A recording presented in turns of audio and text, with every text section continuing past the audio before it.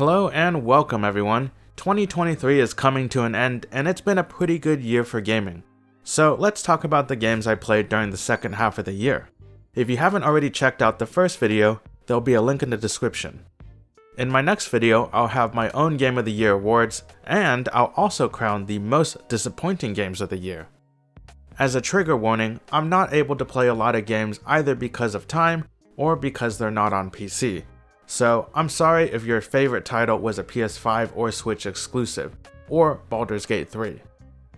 Thanks for understanding, and with that out of the way, let's get started. First is Resident Evil 4 Separate Ways. This is the DLC pack for RE4, and I was blown away by the amount of content you get for $10 US. You'll play through the same timeline as the base game, but through the eyes of Ada Wong. While playing as Leon, you'll occasionally cross paths with Ada, but now you'll get to play through her side of the story in its entirety. In terms of gameplay, it's more or less the same as playing as Leon, but she has a few new weapons and a grapple gun. And if you're wondering, Ada's performance was fine, and it's really not that bad. Certainly not as bad as everyone made it out to be when the game first came out. There's a lot of great action, and Separate Ways fills out the story quite nicely. A must-play if you liked RE4 Remake. Next is Assassin's Creed Mirage. As an Assassin's Creed fan, Mirage has its ups and downs. The music was wonderful, and the setting was awe-inspiring as always. Baghdad was just a joy to be in, and being transported to another time and place is what this series has always done well, and this is no exception. Graphically, it's not the most cutting edge as it uses the same engine from the previous trilogy, but it's still more than serviceable when recreating the round city. The NPCs, however, do need to be overhauled, as they just take after the people from Starfield.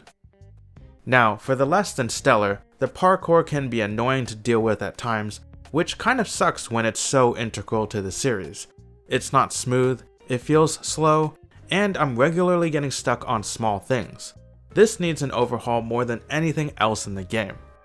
The story is just okay, but the condensed size and scope of the game as a whole makes it manageable. All in all, it's a good game, but is held back by the very thing it's trying to break away from. The third game is Alan Wake 2, which was another fantastic survival horror in a very strong year for horror games. Graphically, it's very intense, but also very impressive, and it runs fairly well as long as you meet the requirements. The gameplay was very fun, and the pace was a tad slower than your average Resident Evil. Combat was tense, and there were some nice puzzles and collectibles on the side. Saga's Mind Place, however, leaves a little to be desired as it wasn't nearly as engaging as it looked, but otherwise was fine.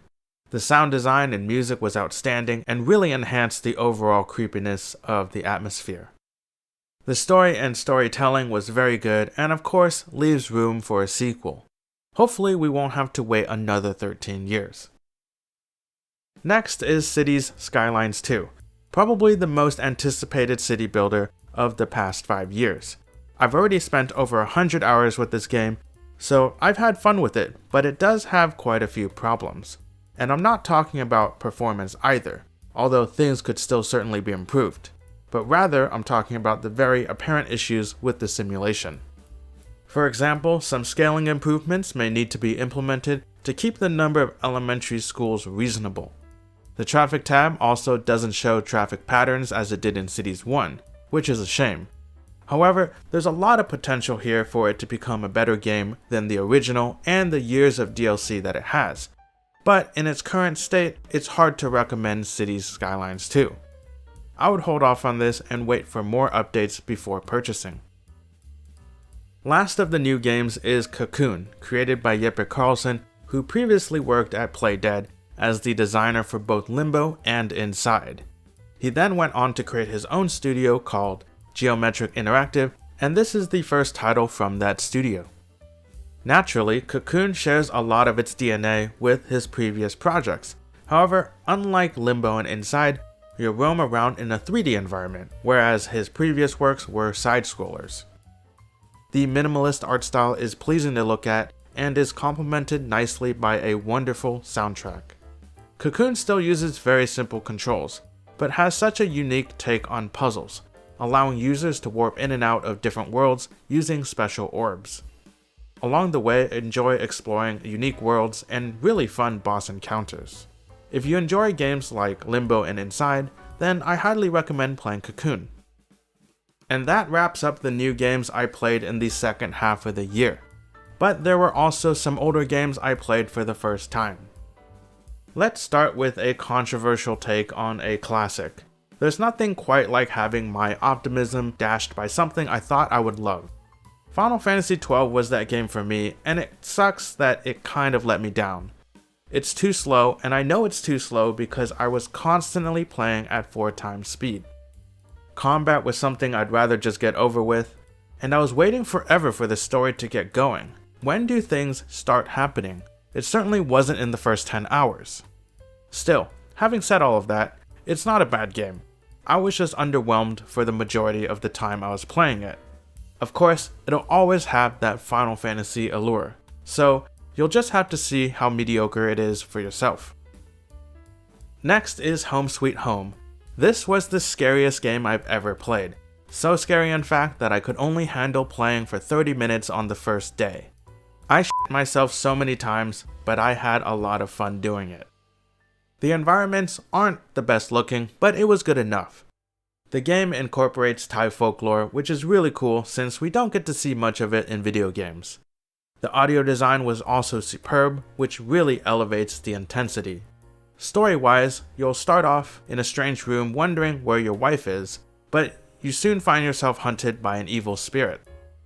The gameplay focuses mostly on exploration and stealth, since you won't have any way to defend yourself most of the time. If you enjoy horror games, then this is a must-play, but I have to warn you, it's extremely scary. Next is Final Fantasy XIV Shadowbringers. This is the third expansion for the popular MMORPG. You might think it's weird that I've listed an MMO, but don't be so quick to judge, there's a great story here. The story quests are extremely single-player friendly, and the vast majority of it can be done alone.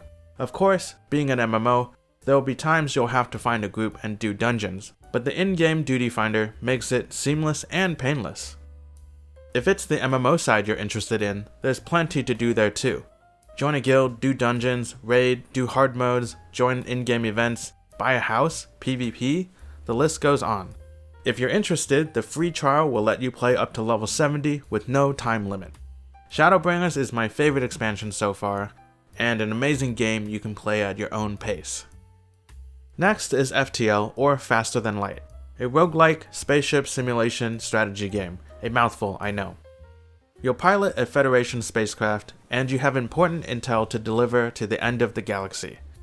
While jumping from point to point, you'll run into all sorts of alien species, both friendly and hostile. Fight enemies, collect resources, upgrade your ship, and hopefully you'll have done enough to defeat the enemy boss at the end. Managing your ship will take time to learn, but there's plenty of replay value since each playthrough will have something new. I was definitely addicted to FTL for a good while, and I enjoyed it quite a bit. The last game is Murder by Numbers. This is Picross mixed with a visual novel. The story is a somewhat lighthearted murder mystery taking place in a TV studio in Hollywood. Solve puzzles and investigate crime scenes to uncover the mysteries of the murder. The art is well drawn, and there are a lot of cool characters with some fun dialogue. If you like Picross style puzzles, then you'll probably like this as well. Just note, it's probably just me, but the game would always crash at a certain part of the story, which made progressing beyond that point impossible. Unfortunately, even though I really like the game, I can't give it a real score. And those are all the games I played this year. Thanks everyone for watching, and that's all for this video. Don't forget to check back soon because the next video is My Game Awards. I'll be awarding both my Game of the Year and the biggest disappointment of the year. As always, thanks for watching, and I'll see you next time.